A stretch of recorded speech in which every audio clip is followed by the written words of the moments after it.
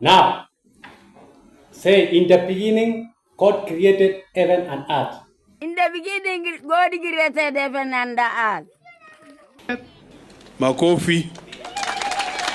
Hiyo ni Kiingereza tu. In the beginning, God created heaven and the earth. If this is the high standard of reception, we give up. Tuna give up.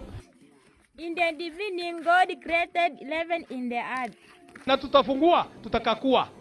Ni nini na kuasia? Ni nini na kuasia yenye ulisahau? Beginning, God and the earth.